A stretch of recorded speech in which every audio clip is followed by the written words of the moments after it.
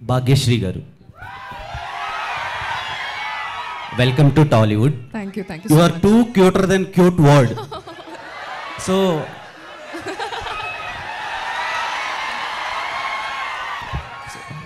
Looks చాలా బాగున్నాయి, looking Thank you, gorgeous. thank you, thank so ఇంత మంచి అమ్మాయిని, దేవకన్యని టాలీవుడ్కి ఇచ్చినందుకు హరీష్ గారికి thank you so much. So Harishankar garu, when I mean 10th standard I watched Mirapakaya movie. మీ దండం పెడతా, మేము సినిమా ఇండస్ట్రీలో ఉన్నాము. నేను ఎల్కేజీ అప్పుడు మీ ఫ్యాను 10th అని చెప్పకండి బాబు, ఎందుకే మాకు అనవసరం. ఇప్పుడు బలవంతంగా మా ఏజ్ బయట పెట్టిస్తారండి మీరు. నాకు మిరపకాయ నచ్చింది, నువ్వు 10th 9th నాకు ఎందుకు గురు? బాస్ సారీ, మేము చాలా ఇన్వాల్వ్ అయ్యాం. థ్యాంక్ యూ, అందుకని అడుగు. Thank you. అంటే మీ సినిమాలతో పెరుగుతున్నాం అందుకని. సో మళ్ళీ ఇదొకటి. మిరపకాయ మూవీలో రవితేజ గారికి ఒక మంచి కంబ్యాక్ ఇచ్చారు. అట్ ద సేమ్ టైం ఆ యాటిట్యూడ్ జనాల్లోకి ఇంజెక్ట్ చేశారు. సో కంపేర్ టు మిరపకాయ, ఈ ఫిలిం ఎంతవరకు కనెక్ట్ అవుతుంది? బెటర్ దెన్ మిరపకాయ ఉండబోతుందా? ఒక మిరపకాయనే కాదు, మనం నిన్న చేసిన సినిమా కంటే నెక్స్ట్ సినిమా ఎప్పటికైనా బెటర్గానే ఉండాలనుకుంటాం. మిరపకాయకి ఇప్పటికీ డిఫరెన్స్ ఏంటంటే, ఓవర్ ద పీరియడ్ నాకు వచ్చిన ఎక్స్పీరియన్స్.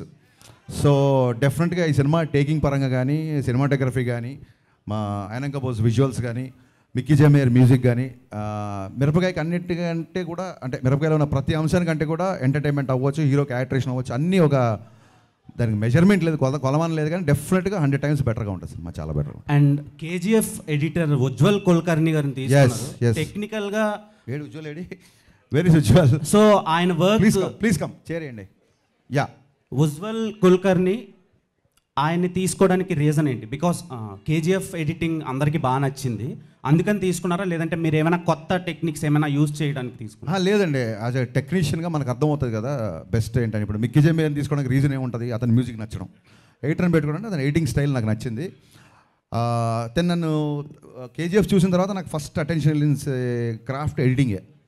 సో తను పిలిచి, ఏంటి ఇంతకుముందు ఏ సినిమాలు చేశారు ఏంటి అంటే, కేజీఎఫ్ 1ని అతను తన స్టైల్ ఎడిట్ చేసి అది ప్రశాంత్ నీల్కి చేరేలా చేశాడంట. అతను ఎక్కడ అసిస్టెంట్గా కూడా పనిచేయలేదు. అది నచ్చి ప్రశాంత్ నీల్ గారు ఆయన్ని కేజీఎఫ్కి ఎడిట్ చేశారు. కేజీఎఫ్ 2 అతను first cinema, Salaar second cinema.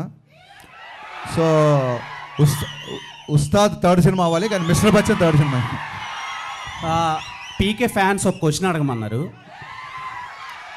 PK fans ఒక క్వశ్చన్ కదా, 100 క్వశ్చన్లు అడగమంటారు. అది అపార్ట్ ఫ్రమ్ మిస్టర్ బచ్చన్, మీరు భావదేవుడు భగత్ సింగ్ ఉన్నంత వరకు రిలీజ్ చేసేయండి అని అడుగుతున్నారు. వాళ్ళకి ఏం చెప్తారు? వాళ్ళు 100 మాట్లాడతారు గురు, వాళ్ళది ఏం పోయింది?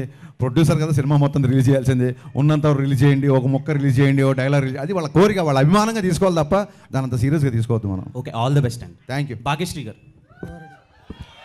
Who would you want to be your audience or fans from TFI? Can you repeat? Who would be want to be yours? Audience or fans? Who would I want to be? మీకు fans కావాలా, audience కావాలా TFI నుంచి?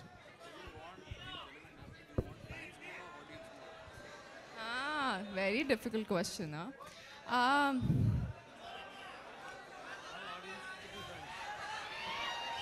ఒక్క నిమిషం. So,